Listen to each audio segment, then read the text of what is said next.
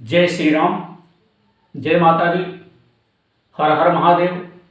धर्म की जय हो, अधर्म का नाश हो, प्राणियों में सद्भावना हो, विश्व का कल्याण हो।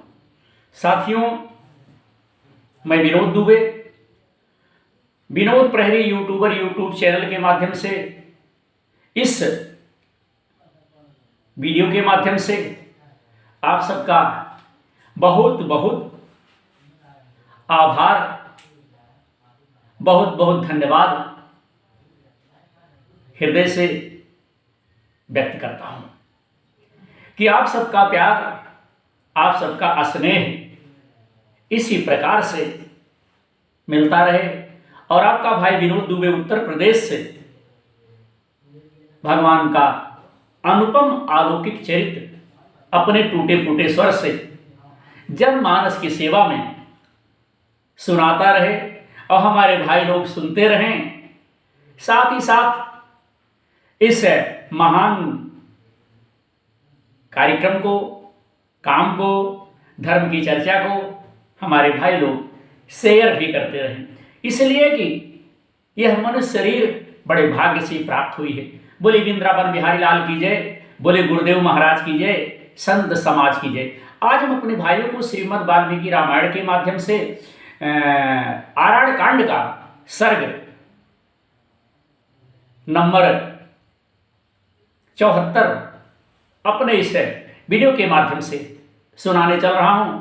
आशा है हमारे भाइयों का इसी प्रकार से, इसी तरह से प्यार, उदार आशीर्वाद विनोद दुबे को मिलता रहेगा। धर्म की जय हो, अधर्म का नाश हो, प्राणियों में सद्भावना हो, विश्व का कल्याण हो। हर हर महादेव। तो आज का प्रसंग जो है श्री राम और लक्ष्मण का पंपा सरोवर के तट पर मतंग वन में सबरी के आश्रम पर जाना, उसका सत्कार ग्रहण करना और उसके बाद मतंग वन को देखना, सबरी का अपने शरीर की आहुति दे दिव्य धाम को प्रस्थान करना। आज का सर्ग सबरी के ऊपर, सबरी के आदर्श एवं भक्ति के ऊपर आधारित है कि सबरी एक भिल्लनी, कोल भिल, एक नीच जात की स्त्री हो करके, या कहिए नारी हो करके, या कहिए महिला हो करके संसार में इस प्रकार का आदर्श स्थापित कर दिया है। ऐसा किला, ऐसी बुनियाद रख दी है जो युग युगांतर तक हम और आप इतिहास के पन्नों में उलझ जाएंगे, खो जाएंगे, गायब हो जाएंगे, लेकिन सबरी का चरित्र, सबरी की भक्ति युग युगांतर तक अपने देश में गाई जाएगी। तो तदंतर राजकुमार श्री राम और लक्ष्मण कबंध के बताए हुए पंपा सरोवर के मार्ग का आश्रय ले, सहारा लेकर के भगवान श्री रामचंद्र जी पश्चिम दिशा की ओर मित्रों चल दिए। दोनों भाई श्री राम और लक्ष्मण पर्वतों पर फैले हुए बहुत से वृक्षों को, जो फूल, फल और मधु से संपन्न थे, देखते हुए सुग्रीव से मिलने के लिए भगवान श्री रामचंद्र जी भैया लक्ष्मण आगे जो है बढ़े जा रहे हैं। नारायण। इसलिए कि लालसा है, जही के जही पर सत्य स्नेहु, सोते ही मिलई न कछु संदेहु। दोनों भगवान श्री राम लक्ष्मण को सुग्रीव से मिलने की बहुत बड़ी लालसा है, बहुत बड़ी इच्छा है। तो इसीलिए कि कितनी जल्दी हम सुग्रीव से मिल जाएं, सबरी से हम मिल जाएं, सबरी के आश्रम पर पहुंच जाएं। भगवान श्री रामचंद्र जी भी बड़े उतावले हो रहे हैं। जय गंगा मैया की। तो साथियों, रात में एक पर्वत शिखर पर निवास करके रघुकुल का आनंद बढ़ाने वाले वे दोनों रघुवंशी बंधु पंपा सरोवर के पश्चिम तट पर जा पहुंचे। पंपा नामक पुष्पकरणी के पश्चिम तट पर पहुंचकर उन दोनों भाइयों ने वहां सबरी का रमणीय सुंदर आश्रम देखा। भगवान श्री राम और भैया लक्ष्मण सबरी के आश्रम पर, मतंग मुनि के आश्रम पर, उनके निवास पर पहुंच गए। उसकी शोभा निहारते हुए वो दोनों भाई बहुसंख्यक वृक्षों से घिरे हुए उस सुरम्य आश्रम पर जाकर सबरी से मिले। नारायण, सबरी सिद्ध तपस्विनी थी। उन दोनों भाइयों को आश्रम पर आया देख वह हाथ जोड़कर सबरी खड़ी हो गई, प्रसन्न होकर के, तथा उसने बुद्धिमान श्री राम और लक्ष्मण के चरणों में प्रणाम किया, नमस्कार किया। मित्रों, फिर पाद्य, अर्घ और आचमनी आज सब सामग्री समर्पित की और विधिवत उनका सत्कार किया, पूजन किया। तत्पश्चात श्री रामचंद्र जी उस धर्मपरायण तपस्विनी से भगवान श्री राम जी बोले, कहने लगे कि हे तपोधने, क्या तुमने सारे विघ्नों पर विजय प्राप्त कर ली है? क्या तुम्हारी तपस्या बढ़ रही है? क्या तुमने क्रोध और आहार को काबू में कर लिया? भगवान श्री रामचंद्र जी कह रहे हैं कि क्या तुमने इन चीजों पर विजय प्राप्त कर ली? नारायण, तुमने जिन नियमों को स्वीकार किया है वे निभ तो जाते हैं। भगवान श्री राम कह रहे हैं कि तुमने जो जो चीजें की है, क्या वे आराम से निमह जाते हैं? तुम्हारे मन में सुख और शांति है ना? चार भाषणी, तुमने जो गुरुजनों की सेवा की है वह पूर्ण रूप से सफल हो गई है ना? भगवान श्री राम कह रहे हैं। श्री रामचंद्र जी के इस प्रकार पूछने पर वह सिद्ध तपस्विनी बूढ़ी सबरी, जो सिद्धि के द्वारा सम्मानित थी, उसने सामने खड़ी होकर भगवान श्री राम से बोलना शुरू की। वह बड़ी विनम्रता के साथ बोली कि हे रघुनंदन, आज आपका दर्शन मिलने से ही मुझे अपनी तपस्या में सिद्धि प्राप्त हो गई। आज आपका दर्शन जो हुआ, आज मेरा जन्म सफल हो गया, धन्य हो गया। आज मेरा जन्म जो है सफल हो गया और गुरुजनों की उत्तम पूजा भी सार्थक हो गई, सही हो गई। हे पुरुष प्रवर, हे श्री राम, आप देवेश्वर का यहां सत्कार हुआ, इससे मेरी तपस्या सफल हो गई।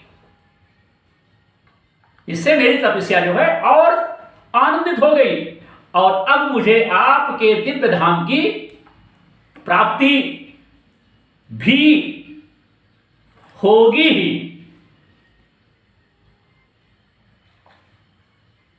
साथियों, फिर सबरी ने कहा, हे सौम्य, हे मानव, आपकी सौम्य दृष्टि पड़ने से मैं परम पवित्र हो गई, मैं बड़ी पुनीत हो गई।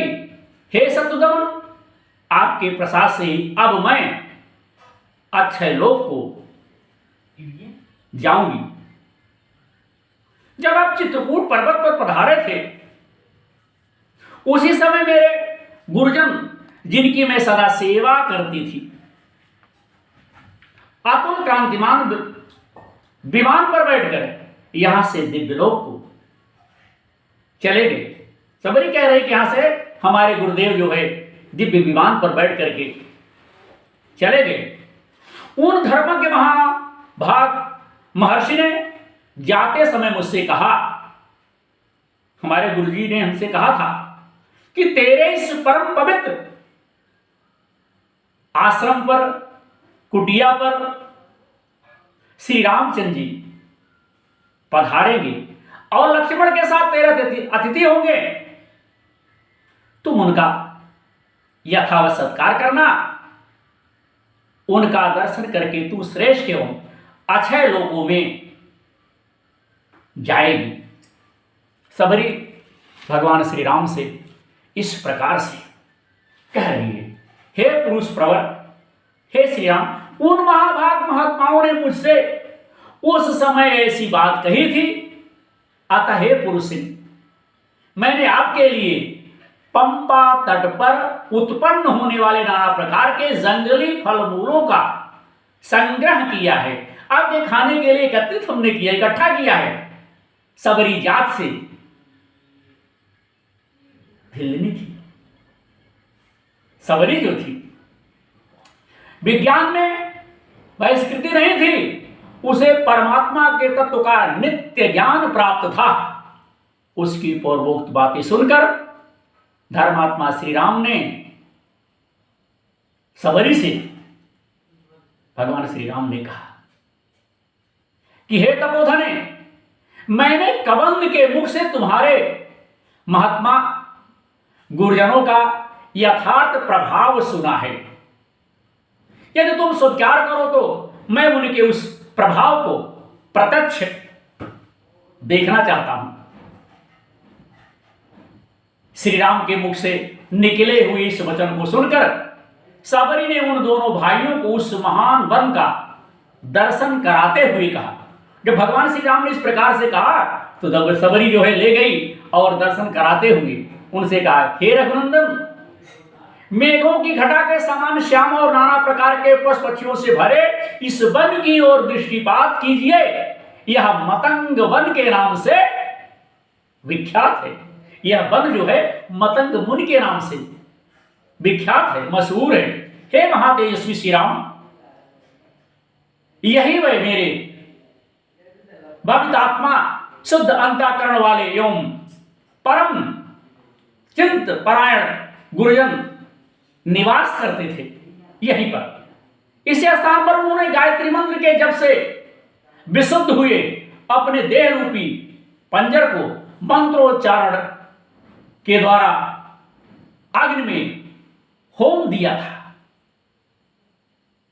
यह प्रत्यय कस्थली नाम वाली वेदी है जहां मेरे द्वारा भांति भांति पूजित हुए वह महर्षि वृद्धावस्था के कारण श्रम से कांपते हुए हाथों द्वारा देवताओं की फूलों की बलि चढ़ाया करते थे। हे रघुवंश शिरोमणि, देखिए उनकी तपस्या के प्रभाव से आज भी यह वेदी अपने तेज के द्वारा संपूर्ण दिशाओं को प्रकाशित कर रही है। इस समय भी इसकी प्रभा अतुलनीय है। उपवास करने में दुर्बल होने के कारण जब वह चलने फिरने में असमर्थ हो गए, कमजोर हो गए, तब उनके चित्त मात्र से वहां 7 समुद्रों का जल प्रकट हो गया। तब उनके चित्त मात्र से वहां 7 समुद्रों का जल जो है प्रकट हो गया। वह सप्त सागर तीर्थ आज भी मौजूद है। उससे 7 समुद्रों के जल मिले हुए हैं। उसे चलकर आप देखिए हे रघुनंदन, उसमें स्नान करके उन्होंने वृक्षों पर जो वलकल वस्त्र फैला दिए थे, सुखाने के लिए डाल दिए थे, वह इस प्रदेश में अब तक सूखे नहीं हैं। देवताओं की पूजा करते हुए मेरे गुरुजनों ने कमलों के साथ अन्य फूलों की जो मालाएं बनाई थी वे आज भी मुरझाई नहीं हैं। हे भगवान, आपने सारा वन देख लिया और यहाँ के संबंधों में जो बातें सुनने योग्य थी वह भी सुनी थी। अब मैं आपकी आज्ञा लेकर इस देह का परित्याग करना चाहती हूं।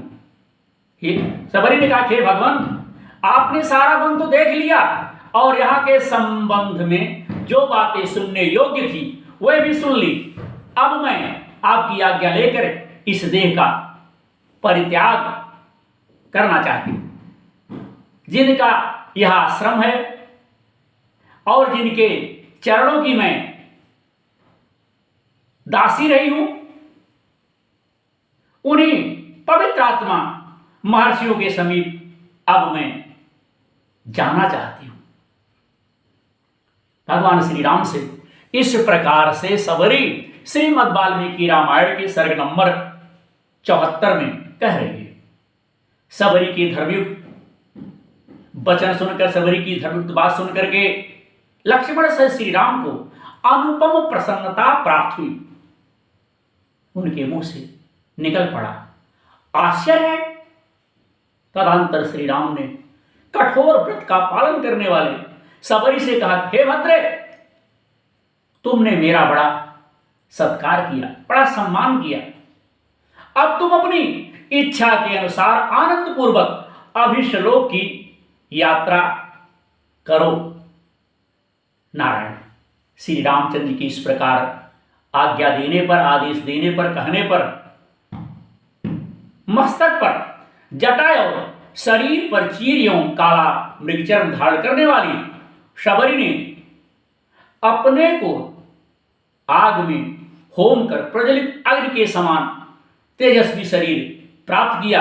वह दिव्य वस्त्र, दिव्य आभूषण, दिव्य फूलों की माला और दिव्य अनुलेपन धारण किए बड़ी मनोहर दिखाई देने लगी तथा सुदाम पर्वत पर प्रकट होने वाली बिजली के समान उस प्रदेश को प्रकाशित करती हुई स्वर्ग साकेत लोक को ही सबरी जो है चली गई। उसने अपने चित्त को एकाग्र करके उस पूर्ण धाम की यात्रा की जहां उसके वह गुरुजन पुण्यात्मा महर्षि विहार करते थे। सबरी उस स्थान पर पहुंच गई। तो ये तो था साथियों श्रीमद् वाल्मीकि रामायण के माध्यम से आज का सर्ग नंबर 74, जो मैं अपने टूटे फूटे स्वरों से अपने बंधुओं के सन्मुख पेश किया। आशा है हमारे बंधुओं को, हमारे मित्रों को, हमारी बहनों को या कहीं हमारे देशवासियों को अच्छा लगेगा। तो आज का प्रसारण अब आपका भाई विनोद दुबे यहीं पर संपन्न करता है। सदा आप सबका प्यार, आशीर्वाद की मैं इच्छा रखता हूं। आप सबका आशीर्वाद, आप सबका प्यार हमारे लिए सर्वोपरि है। बोलिए संत समाज की जय, गंगा मैया की जय, गुरुदेव महाराज की जय, हमारे समस्त भाई बहनों की जय। हर हर महा